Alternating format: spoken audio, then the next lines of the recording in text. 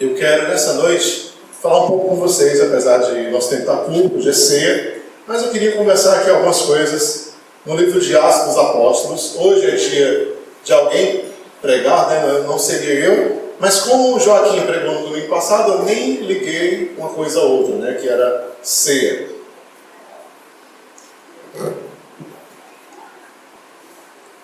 Atos dos Apóstolos, capítulo 19, versículo 1. Pai querido, nessa noite eu quero te louvar, Deus, pela tua presença e graça. Obrigado, Espírito Santo, porque tu estás aqui. Obrigado, Senhor, porque a tua palavra é oportuna, Senhor, em nossa vida. Nessa noite, Deus, abre o coração, abre a nossa alma, o nosso entendimento. Ilumina-nos sobre a forte luz da tua voz. E faz com que a tua palavra ganhe força e seja escrita nos nossos corações. Em nome de Jesus. Enquanto Apolo estava em Corinto, Paulo, atravessando as regiões altas, chegou a Éfeso.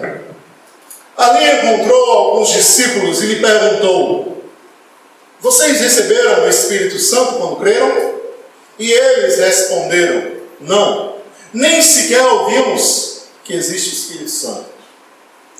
Então, que batismo vocês receberam? Perguntou Paulo. O batismo de João, responderam eles. E disse Paulo: o batismo de João foi um batismo de arrependimento. Ele dizia ao povo que cresce naquele que viria depois dele, isto é, em Jesus. E ouvindo isso, eles foram batizados no nome do Senhor Jesus. E quando Paulo lhes impôs as mãos, veio sobre eles o Espírito Santo, e começaram a falar em línguas e a profetizar. E eram todos 12 homens. Paulo entrou na sinagoga e ali falou com liberdade durante 3 meses, argumentando convincentemente acerca do reino de Deus. Mas alguns deles se endureceram e se recusaram a crer e começaram a falar mal do caminho diante da multidão. Paulo, então, afastou-se deles. Tomando consigo os discípulos, passou-os a ensinar diariamente na escola de Tirano. E isso continuou por 2 anos, de forma que todos os judeus e os gregos que viviam na província da Ásia ouviram a palavra do Senhor. Deus fazia milagres extraordinários pelas mãos e pelo meio de Paulo, de modo que até os lenços e aventais que Paulo usava eram levados e colocados sobre os enfermos, e estes eram curados de suas doenças, e os espíritos malignos saíam deles. E alguns judeus que andavam expulsando o espírito maligno tentavam invocar o nome de Senhor Jesus sobre o endemoniado, dizendo: em nome de Jesus, a quem Paulo prega, lhes ordeno que saiam. Os que estavam fazendo isso eram os 7 filhos de Sela, um dos chefes dos sacerdotes dos judeus. Um dia, o espírito maligno lhes respondeu: Jesus eu conheço, Paulo eu sei quem é, mas vocês quem são? Então o endemoniado saltou sobre ele e os dominou, espancando com tamanha violência que eles fugiram de casa nus e feridos. Quando isso se tornou conhecido de todos os judeus e gregos que viviam em Éfeso, todos eles foram tomados de temor. E o nome do Senhor Jesus era engrandecido. E muitos dos que creram vinham e confessavam e declaravam abertamente as suas más obras. Grande número dos que tinham praticado ocultismo reuniram seus livros e queimaram publicamente, calculando o valor total que chegou a 50.000 dracmas. Dessa maneira, a palavra do Senhor muito se difundia e se fortalecia. Depois dessas coisas, Paulo decidiu em espírito ir a Jerusalém.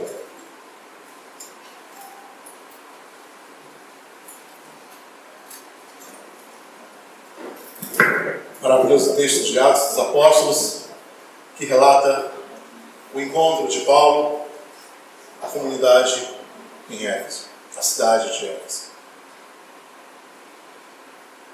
Eu queria abordar algumas questões desse texto, e como são questões importantes, eu não vou me ater tanto à narrativa do texto, que vocês ouviram com atenção.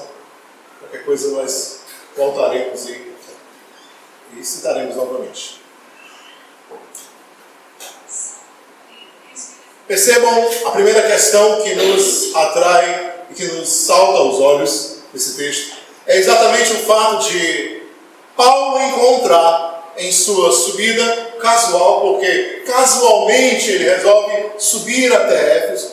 Ele estava numa cidade, estava anteriormente em Corinto, e aí, casualmente ele sobe até Éfeso. Quando ele sobe até Éfeso, ele encontra 12 homens, que ele percebe que aqueles 12 homens são homens piedosos. Ele percebe que aqueles 12 homens têm entendimento de Deus. Ele percebe que aqueles 12 homens conhecem algo do reino. E então ele pergunta: vocês já ouviram falar do Espírito Santo? Os homens: não, nós nunca ouvimos falar do Espírito Santo. E ele diz: de onde é que vocês tiram todo esse conteúdo, todo esse arcabouço, toda essa leitura que vocês fazem tão sensatamente a respeito das Escrituras? De onde é que vocês tiram esse bom senso? Aí eles dizem: nós tiramos do batismo de João, porque fomos batizados no batismo de João para o arrependimento, para o perdão dos pecados. E então ele diz, e ele começa a partir de então esclarecer aquelas pessoas que João era apenas o pontapé, era o passo inicial, era o primeiro passo de uma grande empreitada que estava sendo realizada na pessoa de Jesus, na qual talvez eles nem sequer tivessem ouvido falar. E ele diz: na pessoa de Jesus vocês vão receber todas as coisas que vocês precisam. E aí então ele rebatiza aqueles 12 homens. É interessante esse fato, porque ele não nem sequer pensa 2 vezes, mas ele faz um novo batismo. Teve gente aqui que já se batizou 2 vezes, como a Socorrinha, né? A Socorrinha se batizou 2 vezes.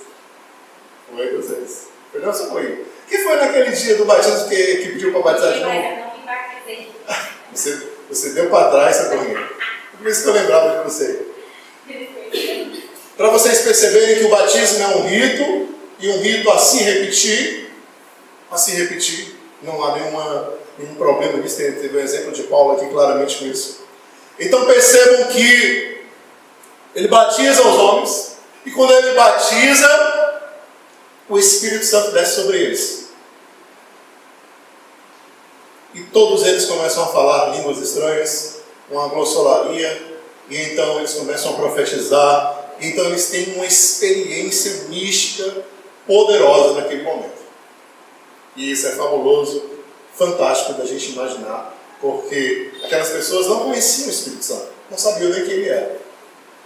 Então, diga-se de passagem, eles foram apresentados ao Espírito Santo num dia, e nesse mesmo dia já foram batizados pelo próprio Espírito Santo.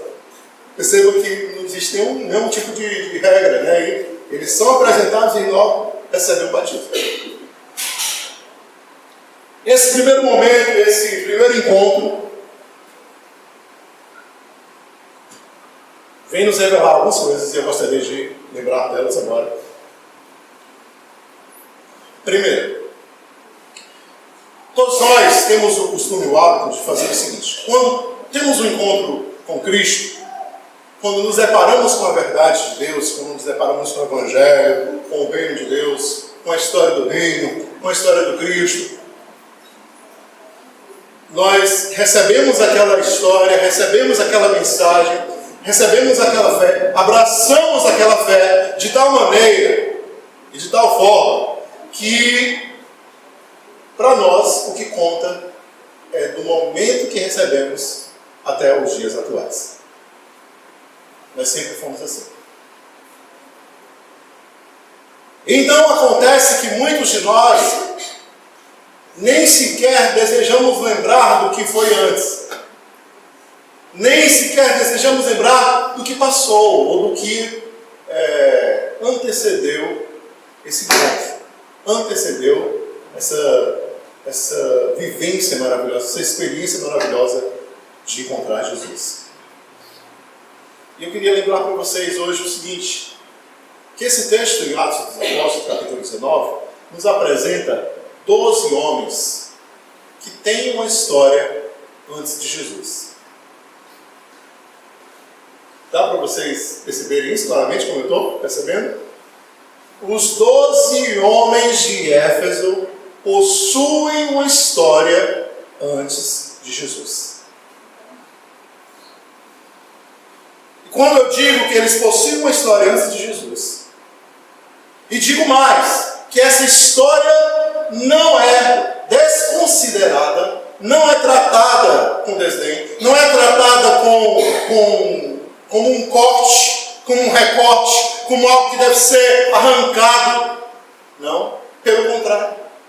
A história desses homens tem significado na vida deles. A história desses homens é o que os sustentou até o presente momento. E agora eles dão continuidade. Percebam que o Espírito Santo não é um corte na história deles. É a continuidade da história deles. Percebam que para muitos de nós o Espírito Santo é um corte.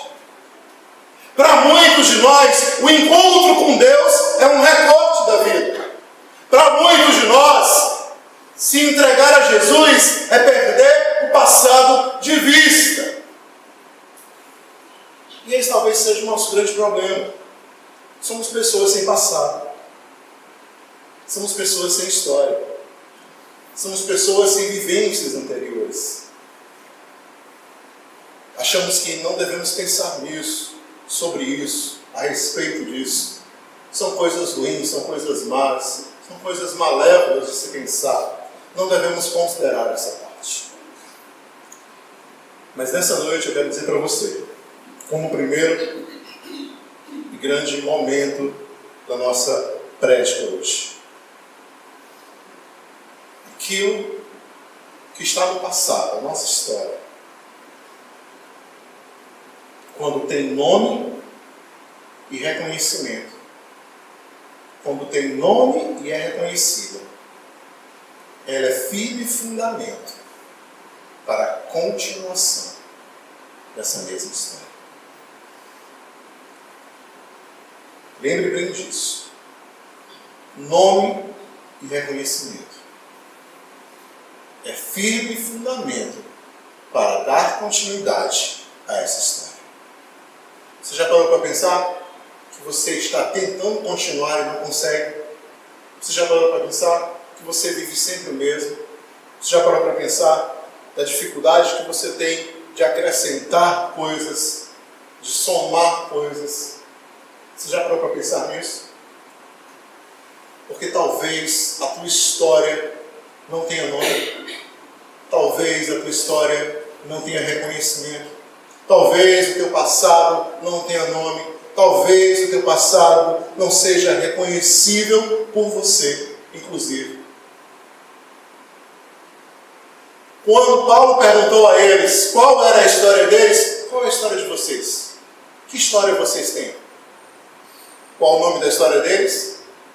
A nossa história é João. A nossa história é João Paulo, o Batista. Qual é o reconhecimento da história de vocês? O que é que vocês reconhecem dessa história? O nosso encontro com João Paulo representou duas coisas. Duas coisas. Arrependimento e perdão. Então, categoricamente, eu afirmo para vocês essa noite. Se a história, se o passado, se a vida de vocês anterior ao encontro com Deus os apavora, ela precisa de nome e reconhecimento. Ou seja, você precisa dizer o que é que te apavora. Você precisa experimentar arrependimento sobre isso e receber perdão. E isso não vai mais te atrapalhar, não vai mais te incomodar. Qual é o nome da tua história? Qual é o nome da tua história? É violência? Alguém foi violento com você um dia e você bloqueou isso na tua cabeça? E você não quer pensar sobre isso? É abuso? Alguém te abusou? Isso não dá para ser pensado. Você precisa dar um nome. E você precisa reconhecer. sobre o arrependimento, você receberá perdão. E isso não vai mais te assombrar. Por quê? Porque você não precisa se livrar disso. Isso faz parte do que você é. O trauma que você viveu faz parte do que você é. A dificuldade que você enfrentou faz parte do que você é. A dor que você sentiu faz parte do que você é. E quando você menos se der conta, você vai passar a ajudar outras pessoas que sofrem a mesma dor. Que sofrem uma dor parecida. Você vai assistir outras pessoas porque você não tem medo da sua história, a tua história não te assombra, a tua história não te persegue, você é uma pessoa inteira outra vez. Nós somos chamados para ser inteiros em Jesus e não só a metade.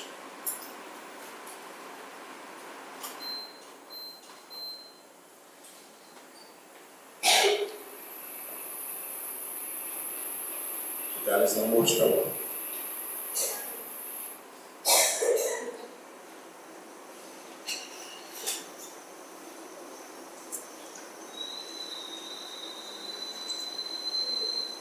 A segunda questão que eu descubro aqui, o segundo ponto que eu posso falar aqui nessa noite é o seguinte. Percebam que é uma surpresa. Uma surpresa da parte de Paulo e uma surpresa da parte dos discípulos. Primeiro, Paulo diz: você já ouviu falar do Espírito Santo? Quem é essa pessoa? Não ouviu falar. Quem é? Espírito Santo. Existe isso? E Paulo, por sua vez, chega numa cidade, encontra 12 discípulos do caminho que nunca ouviram falar do Espírito Santo. Você nunca ouviu falar do Espírito Santo? Nunca. A surpresa faz parte do nosso aprendizado, faz parte do nosso conhecimento, faz parte da nossa vida. Muitos de nós não nos damos o direito de nos surpreender. Não nos damos esse direito. Sabe por quê? Vivemos de maneira tão rotineira, temos tanto medo de quebrar os protocolos que vivemos, temos tanto medo do que nos espera por trás das cortinas, que não nos damos o direito de nos surpreender. Não nos damos esse direito. A gente tem medo de tudo que seja fora do comum. A gente foge. Talvez seja, sabe por quê? Porque o teu passado ele te assombra. Aí você diz: não, bomba eu não quero mais não para mim. E aí você foge. Problema eu não quero mais não para mim. E aí você foge. A gente assim, tem essa insegurança terrível sobre a nossa vida. Eu recordo quando eu tive a minha primeira namorada, depois que eu comecei a frequentar a comunidade de fé, que era a Joyce. Nós namoramos quase 3 anos e quase que a gente se casa. Quando eu terminei, foi muito difícil para mim, né? Assim, sofri muito pra caramba. Minha mãe que talvez viu mais de perto. Mas o meu medo era o seguinte: eu vou ficar com outra pessoa para sofrer de novo? Não quero mais não. Eu vou namorar de novo, passar por todos esses processos e... Não, eu não quero mais isso não. Eu quero uma pessoa para me casar, não aguento mais isso não. Pelo menos eu me dispus a deixar ser surpreendido, pensando assim: não, pelo menos eu vou atrás para uma pessoa para casar, né? Que eu poderia simplesmente ter me fechado. Pode ser o caso de algumas mulheres. Homem é mais difícil fazer isso, né? Algumas mulheres dizem assim: não, eu não vou mais atrás, eu não vou mais sentar. Não sei já. Então eu estou saturado. Não dá para mim não. E aí você se fecha, você se encalacra e você não quer mais ir atrás. Não quer mais ser surpreendido pela vida. Se eu tivesse feito isso, eu não teria experimentado uma ótima surpresa que foi a leitura na minha vida. uma maravilhosa surpresa, que foi surpresa em todos os aspectos, porque, inclusive, o processo foi longo, assim, olhou, namorou, o negócio demorou, foi difícil, foi árduo, ainda tinha outros na parada. Era sério, no mesmo caminho, era sentado na mesa assim com os concorrentes. E eu observava, né? Não demonstrava estar interessado, e estava interessado, tinha medo de ser decepcionado e, por outro lado, ficava tentando acreditar. A nossa vida é mais ou menos assim. Então, deixa eu te falar uma coisa nessa noite. Procura descobrir o novo. Se dá a oportunidade de descobrir o novo, pode ser que Deus te surpreenda. Você nunca fez isso? Vai num lanche da madrugada. Vai lá conhecer uma história de um transexual. Você vai ver que é impressionante. Impressionante. Como ontem eu estava conversando com um e ele dizendo: ninguém dá trabalho pra gente. Ninguém dá trabalho pra gente. Ninguém dá trabalho para transexual. Ninguém dá. A gente trabalha na rua, mas ninguém dá trabalho. Todo mundo critica, mas ninguém dá trabalho. Porque eu falar é uma coisa, mas você ouvir a pessoa falar, gente, dói. É surpreendente. Incomoda. Você fica furioso. Diz: rapaz, como é que pode? Eu posso estar aqui querendo trabalhar e não tem oportunidade. Não tem oportunidade. Se deixe surpreender. Vá num sopão. Pega aqueles moradores de rua, vá conversar, vá bater um papo. Você vai ver quanta coisa você precisa aprender, quanta coisa você precisa experimentar.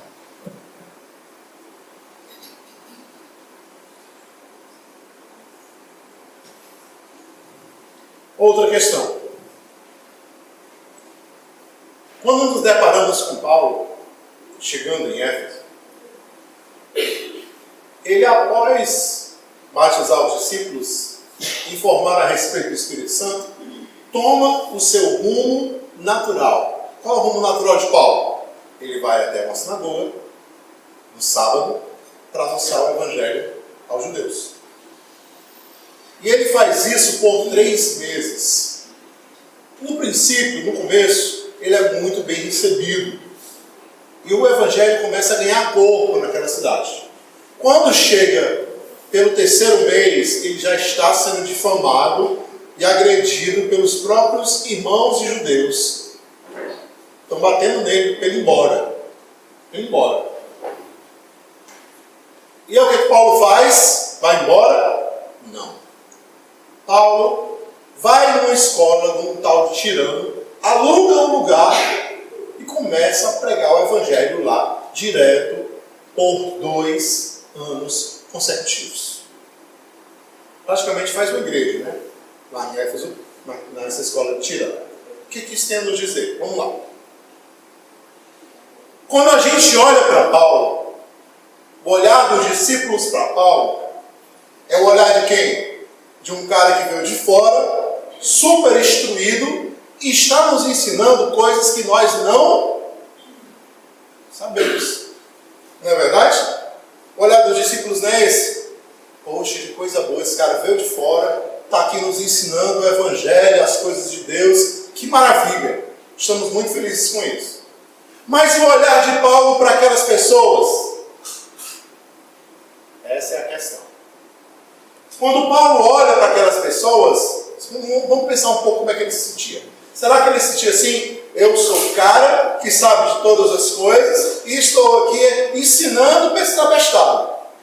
Será que é assim que Paulo pensava? Não, não dizer que é abestado não, pastor. Ensinando para esse irmãozinho doidinho. Será que é assim que Paulo pensava? Será, gente? Vamos lembrar da Epístola aos Efésios.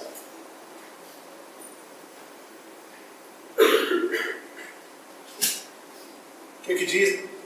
Qual é a única epístola de Paulo que fala sobre luta espiritual, guerra espiritual, batalha espiritual? Quem lembra disso?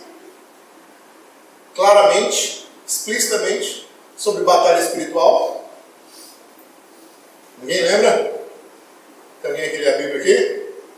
Efésios capítulo 6, versículo 10.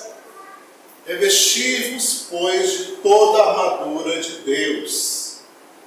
Não é Efésios? Eu estou errado? Percebam, tem alguma coisa estranha aí.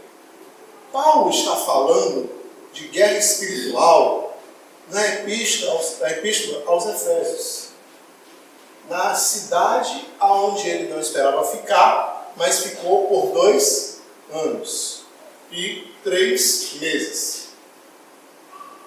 Por quê? Gente, quando eu olho para essa cena,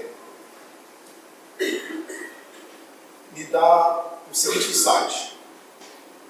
Paulo vai até lá e acredita que vai ensinar aquelas pessoas, assim como ele ensinou aqueles discípulos sobre o Espírito Santo.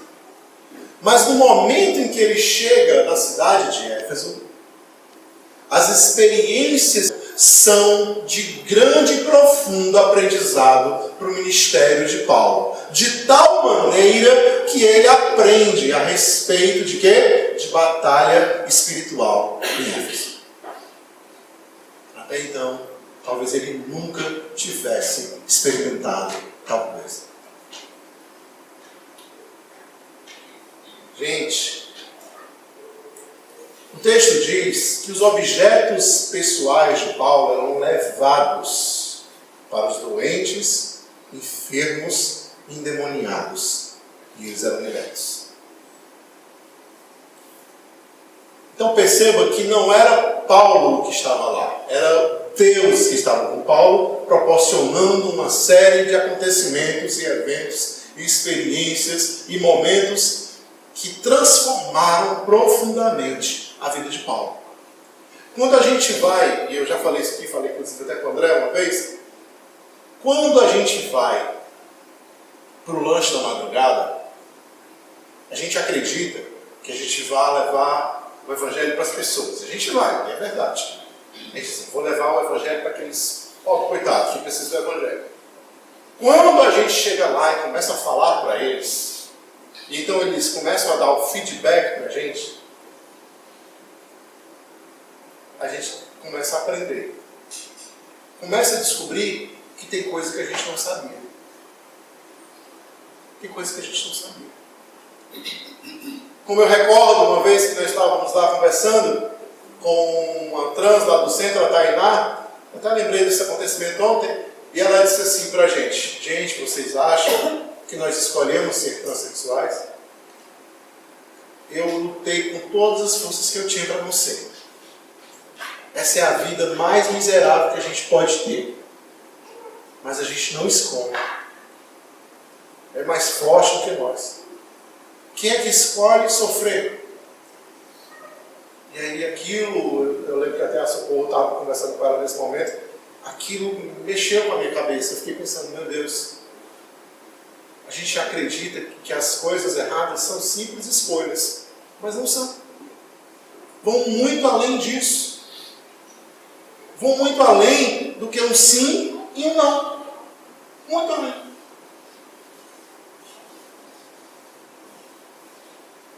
Então, o que é que eu quero dizer com toda essa explicação a respeito desse ponto? Quero dizer o seguinte: nós precisamos ser inteiros, como eu disse, história passada, para que possamos ter um futuro, mas precisamos ter consciência de que todos nós somos incompletos. E o pedaço que nos falta sempre estará no outro. De tal maneira que à medida em que eu me propor a levar para o outro o pedaço dele que está em mim, a verdade em mim que precisa ser dita a ele, eu preciso ouvir a verdade dele que precisa ser dita a mim. Então perceba que há um ciclo de aprendizado nos encontros da vida. Sempre haverá um ciclo de aprendizado. Sempre haverá um ciclo de aprendizado. Sempre, gente. Então, se Paulo tivesse sido com a pretensão de ser o sabichão de Éfeso, ele teria ido embora com 3 meses. Mas ele tinha sido impactado com aquilo. Ele percebeu que Deus ia fazer algo naquele lugar. Ele percebeu que o Espírito se movia poderosamente ali. Não por causa dele, mas pelas pessoas que ali estavam. E aí ele resolveu ficar lá. E a atitude dele de ficar lá mexeu, abalou com toda a cidade de Éfeso. De tal maneira, que se pegava o nome de Paulo como referência de luta espiritual. Já imaginaram isso? A pessoa pegava o seu nome como referência de luta espiritual. E a Bíblia nos diz que Éfeso era uma cidade envolvida com ocultismo, com magia negra, com todas essas questões. E as pessoas rejeitaram de tal maneira, aboliram de tal maneira, o poder era tamanho na escola de Tirano, o poder era tamanho que brotava do ministério de Paulo e de todos os seus discípulos, que as pessoas passaram a lançar os seus livros de encantamentos no fogo. Por quê? Porque havia um Deus que guardava os seus contra qualquer encantamento. Havia um Deus que não deixava que nem um feitiço caísse sobre eles. Havia um Deus que era maior do que qualquer entidade ou potestade ou demônio ou principado daquele lugar, de tal maneira que fazia com que eles se dobrassem, que fugissem, que se ajoelhassem ante a sua presença. Não era Paulo, não eram os discípulos, mas era uma presença que estava naquelas reuniões da escola de Tirano, aonde provavelmente ocorreram inúmeras libertações, aonde provavelmente inúmeras pessoas foram curadas, porque o poder de Deus era grande na cidade, que transformou Paulo e transformou a cidade. Aí quando ele vai escrever, gente, para o pessoal de lá, ele fala: revestivos, para lutar contra o dia mau, porque as armas da nossa milícia não são carnais, mas poderosas em Deus para a destruição de fortalezas. Percebam que... E outra coisa também que me chama a atenção, eu sei que eu estou tomando muito tempo, mas eu fico fascinado. Os discípulos, gente, os discípulos de João só haviam recebido o batismo do arrependimento para perdão dos pecados. Perceba só como é poderoso você fazer as pazes com o seu passado. Como é poderoso você ter arrependimento e perdão sobre a sua vida. Só com arrependimento e perdão, sem o Espírito Santo. A cidade repleta de magia, de encantamento, de demônio, de tudo no mundo. E aqueles 12 homens firmes na fé, esperando o seu dia da redenção. Gente, isso é assustador. Assustador. É aquela coisa de você dizer assim: não, o crente que manda fogo para todo lado é o pentecostal, que tem a glossolalia, tem os dons.